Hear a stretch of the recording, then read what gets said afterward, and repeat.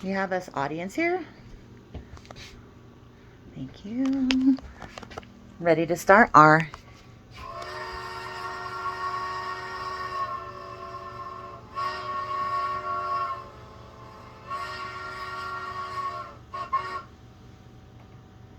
My name is Adrianna, and that's the sound of misconception. The Jews in Warsaw, Poland thought that the train was there to take them to someplace new, but instead it only brought them severe pain and death. Today we're going to talk about a woman who ultimately saved 2,500 Jewish children. Her name is Irina Sedler, and she was a published social worker and nurse with strong religious values who put her life at risk.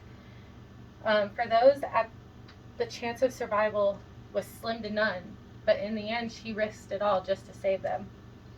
So first things first, we're going to get to know her. So according to biography.com, she was a Polish Catholic social worker and nurse from Warsaw, Poland in 1939.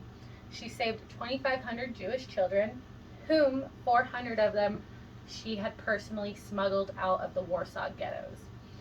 Working in these canteens inside the Warsaw ghetto is where she ended up basically giving things out, whether it was food, medication, clothing, to those who need.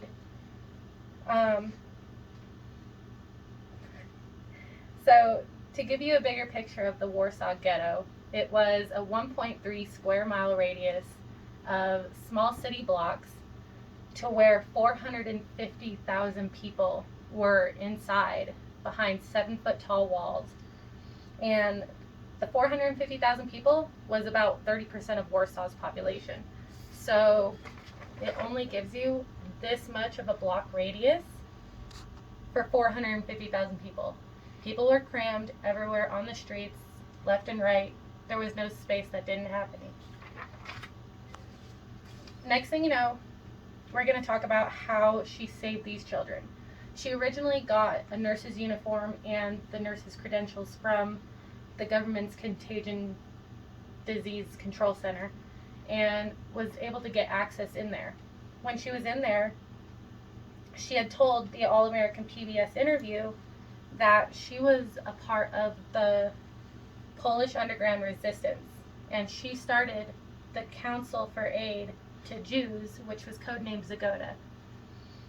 So for hiding these children, by the New York Times, she stuffed them in luggages, potato sacks, in vehicle floorboards, and sometimes even had to tape or sedate the children in order for their cries to not be heard. By the New York Times as well, with the interview with them, she had told them that she gave these children false names and paperwork, and they were put into foster care or convents. And in order to keep all of this together, she kept numerous lists in jars under an apple tree behind her friend's backyard. Finally, we're going to discuss why she did this. Her father and mother were a great inspiration to her, and to the PBS documentary interview that she told them that her father was on his deathbed and told her, if you see someone drowning, try your hardest to rescue them, and even if you can't swim.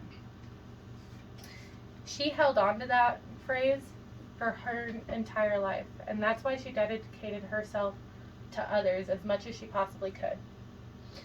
So according to the New American People, she had told them that when I see somebody drowning, all I tried doing was simply extending my arm to the Jewish people in need.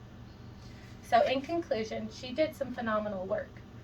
To her, she was just an ordinary person, but to all, in our eyes, and to many people around the world, she was a hero. She was just doing her job. And for her, she was just saving children's lives, even if it came with the risk of her own life, all by abiding her moral standards and values. Thank you.